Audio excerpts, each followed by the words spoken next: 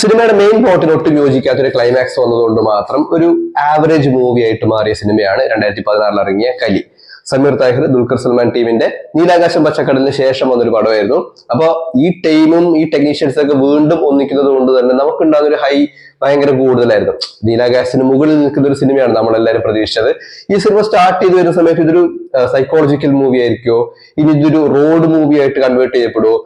Actually ഈ സായ് പല്ലവിയുടെ കഥാപാത്രം ഈ കാറും എടുത്തിട്ട് ATM പോകുന്ന ഭാഗമില്ലേ, അപ്പോ ഈ ചെമ്പൻ വിനോദിന്റെ ചക്കര എന്ന് പറയുന്ന ഇയാള് ലോറിയും കൊണ്ട് ഇവരെ ഫോളോ ചെയ്യുന്നത് വരെയും ഈ പടം അടിപൊളിയാണ്. അതായത് ഇത് ബിൽഡ് ചെയ്ത് നല്ലൊരു ലെവലിലേക്ക് എത്തിച്ചു. പക്ഷെ അവസാനം വന്ന സമയത്ത് ആ ക്ലൈമാക്സ് ഒരിക്കലും ഈ സിനിമയ്ക്ക് ചേരുന്നതല്ല എന്നാണ് എനിക്ക് അന്നും ഇന്നും തോന്നിയിട്ടുള്ളത്. ഒരുപക്ഷെ ഇത് സൈക്കോളജിക്കൽ ലെവലിൽ പോയിരുന്നെങ്കിലുണ്ടല്ലോ ഒരു വേറെ ലെവൽ മൂവിയായി മാറേണ്ട സിനിമ കൂടിയായിരുന്നു കലി എന്നുള്ളത്. അതായത് വളരെ ഷോർട്ട് ടെമ്പർ ആയിട്ടുള്ള ഒരു മനുഷ്യൻ, ഒരു തരത്തിൽ ഇയാൾക്ക് അഡ്ജസ്റ്റ് ചെയ്യാൻ വേണ്ടി പറ്റുന്നില്ല. അപ്പൊ അങ്ങനെയൊക്കെയാണ് സ്വഭാവം രൂപപ്പെടണമെങ്കിൽ അയാളുടെ കുട്ടിക്കാലത്ത് എന്തെങ്കിലും വളരെ സ്ട്രോങ് ആയിട്ടുള്ള ചില കാര്യങ്ങൾ സംഭവിച്ചിട്ടുണ്ടാകും. അയാളുടെ ക്യാരക്ടറിനെ മൊത്തത്തിൽ മാറ്റുന്ന രീതിയിലോ എന്തോ ഒരു കുഴപ്പം ആ കഥാപാത്രം മീൻസ് ആ വ്യക്തിയല്ല കേട്ടോ, ആ സിദ്ധു എന്ന് പറയുന്ന ഒരാളെ ഉദ്ദേശിച്ച് മാത്രമാണ് ഞാൻ പറയുന്നത്. അയാളുടെ കുട്ടിക്കാലം മുതൽ ആ 20s എത്തുന്നത് വരെ അതിനിടയിൽ എന്തൊക്കെയോ ചില കാര്യങ്ങൾ സംഭവിച്ചിട്ടുണ്ടാകും. ഈ ആ ലെവലിലേക്ക് ഡെവലപ്പ് ചെയ്യപ്പെടുന്നൊക്കെയാണ് ഞാൻ വിചാരിച്ചത്. പിന്നെ ഒരു ഘട്ടം കഴിയുമ്പോഴത്തേക്കും നമ്മൾ ഹോളിവുഡിലൊക്കെ കണ്ടിട്ടുള്ള പോലെ ഒരു റോഡ് മൂവി ആയിട്ട് കൺവേർട്ട് ചെയ്യപ്പെടും. അതായത് ഒരു കാർ പോകുന്നു, അതിന്റെ ബാക്കിൽ ലോറി ഡ്രൈവർ ഇങ്ങനെ ചേസ് ചെയ്ത് പോകുന്നു, അങ്ങനെയുള്ള സിനിമകൾ കണ്ടിട്ടുണ്ടല്ലോ, സ്പിൽബർഗിന്റെ ഒക്കെ പടം കണ്ടിട്ടുണ്ടല്ലോ.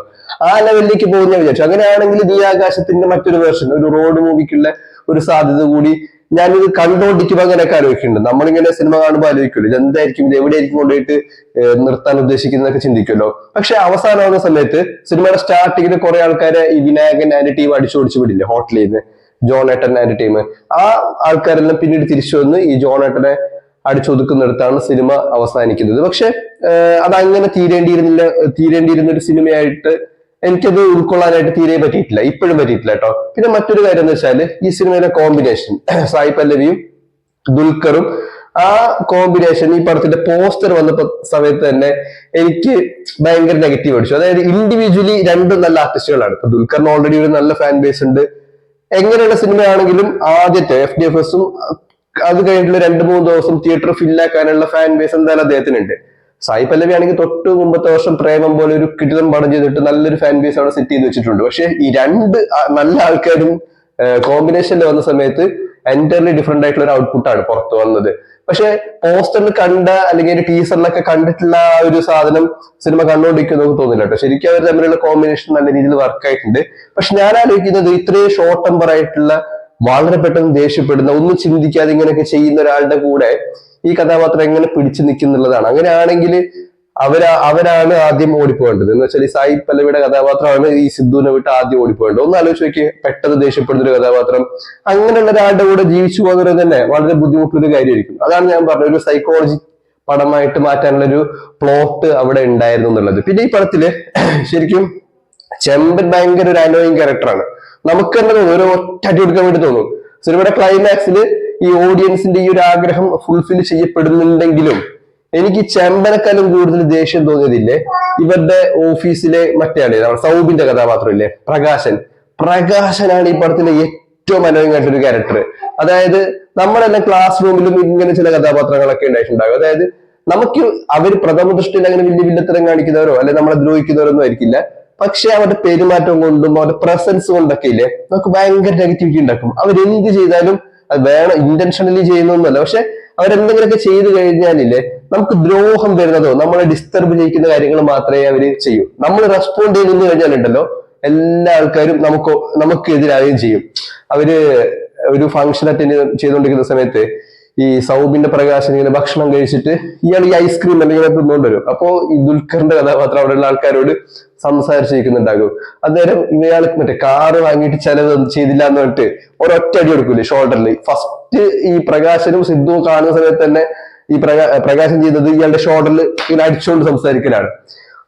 ഇതാണെങ്കിൽ മറ്റേ ചങ്ങായിക്ക് ഒട്ടും സഹിക്കാൻ പറ്റാത്ത ആളാണ്. ഒരാൾ ഷോർട്ട് ടെമ്പറും മറ്റേ ആൾ അത്ര തന്നെ അനുഭവിക്കും. പക്ഷെ സൗദിന്റെ ക്യാരക്ടർ നോക്കി കഴിഞ്ഞാല് അയാൾ അങ്ങനെ വലിയ വില്ലനൊന്നുമല്ല, ദ്രോഹിക്കണം എന്നുള്ള രീതി വെച്ചിട്ടല്ല അയാൾ ചെയ്യുന്നത്. പക്ഷെ അയാളുടെ പെരുമാറ്റം എന്ന് വെച്ചാൽ അടി കിട്ടുന്ന പെരുമാറ്റമാണ്. സോ ചെമ്പനക്കാലും എനിക്ക് ഭയങ്കര അനോയിങ് ആയി തോന്നിയൊരു കഥാപാത്രമായിരുന്നു സൗബിൻ ചെയ്തിട്ടുള്ള പ്രകാശ് എന്നുള്ളത്. പിന്നെ ഈ പടത്തിന്റെ മ്യൂസിക് സൈഡ് നോക്കിക്കഴിഞ്ഞാല് ഗോപി സുന്ദറിന്റെ നല്ല 2 പാട്ടുണ്ട്. ഒന്ന് ചില്ലറാന്തൽ വിളക്കെ, അതുപോലെ തന്നെ വാർത്തിങ്ങൾ. നല്ല രസമാണ് ഈ 2 പാട്ടും കേട്ടിരിക്കാനായിട്ട്. അതായത് നമ്മളൊന്ന് കൂളായി ഒന്ന് റിലാക്സ് ആക്കി മാറ്റുന്ന ടൈപ്പ് പാട്ടാണ്. പിന്നെ ഇതിന്റെ ബാക്ക്ഗ്രൗണ്ട് സ്കോർ, അതായത് ഒരു ചെണ്ടയുടെ ബീറ്റാണ് ഇതിൽ മെയിൻ ആയിട്ട് അവർ യൂസ് ചെയ്തിട്ടുള്ളത്. അതും നല്ല രസമായിരുന്നു. പിന്നെ വില്ലന്മാരെ പക്ഷേ വലിയ വില്ലനൊന്നുമില്ല. എനിക്ക് ഒരു ഘട്ടത്തിൽ തോന്നിയത് ഈ പടത്തിലെ ആക്ഷൻ വില്ലൻ ഈ സിദ്ധുവിന്റെ സ്വഭാവം തന്നെയാണ്. അയാളുടെ ഒരു ദേഷ്യം പിടിച്ച സാധനമാണ് ഈ പടത്തില് എല്ലാ കുഴപ്പങ്ങളും ഉണ്ടാക്കി വെക്കുന്നത്. അങ്ങനെയാണെങ്കിൽ ഒരു സൈക്കോളജിക്കൽ പടമാക്കി മാറ്റാനുള്ള ഒരു സാധ്യത അവിടെ ഉണ്ടായിരുന്നു, അല്ലെങ്കിൽ ഒരു റോഡ് മൂവി ആക്കാനുള്ള സാധ്യത ഉണ്ടായിരുന്നു. പക്ഷെ ക്ലൈമാക്സിലേക്ക് വരുമ്പോഴത്തേക്ക് പെട്ടെന്ന് ഒന്ന് തട്ടിക്കൂട്ടി ഉണ്ടാക്കിയ ഒരു ക്ലൈമാക്സ് പോലെ നമുക്ക് ഫീൽ ചെയ്യും. അതാണ് ഈ പടത്തിന്റെ ഒരു പോരായ്മ എന്ന് പറയുന്നത്. എന്തായാലും എനിക്ക് തോന്നുന്നു ഫാൻസ് പോലും അങ്ങനെ അധികം റീവാച്ച് ചെയ്യാത്തൊരു മൂവിയാണ് കലി. പക്ഷെ എനിക്ക് ഇഷ്ടമാണ് ഈ പടം. ഒരു 70%. ഞാൻ പറഞ്ഞില്ലേ, സായി പല്ലവിയെ ഈ ചെമ്പന്റെ കഥാപാത്രം ഫോളോ ചെയ്ത് പോകുന്നത് വരെ പടം പക്കയാണ്. അതിനുശേഷമുള്ള കുറച്ച് സമയം എന്ന് വെച്ചാൽ വേഗം, അതായത് ക്ലൈമാക്സിലേക്ക് ഇങ്ങനെ ഓടി എത്തിച്ചതുപോലെ നമുക്ക് തോന്നും, തട്ടിക്കൂട്ടി ഉണ്ടാക്കിയത് പോലെയൊക്കെ തോന്നും. പിന്നെ ഫ്രെയിം എല്ലാം നോക്കിക്കഴിഞ്ഞാൽ ഗിരീഷ് ഗംഗാധരാണ് പടത്തിന്റെ DOP ചെയ്തിട്ടുള്ളത്. പിന്നെ സമീർ താഹിറിന്റെ ഡയറക്ഷൻ ആയതുകൊണ്ട് കണ്ടിരിക്കാൻ നല്ല രസമായിരിക്കും, വിഷ്വലി നല്ല അടിപൊളിയായിരിക്കും, അതിൻ്റെതായിട്ടുള്ള ക്വാളിറ്റിയും കാര്യങ്ങളൊക്കെ ഉണ്ടാകും. സോ ഇതാണ് കലി. നമുക്ക് അടുത്ത എപ്പിസോഡിൽ കാണാം.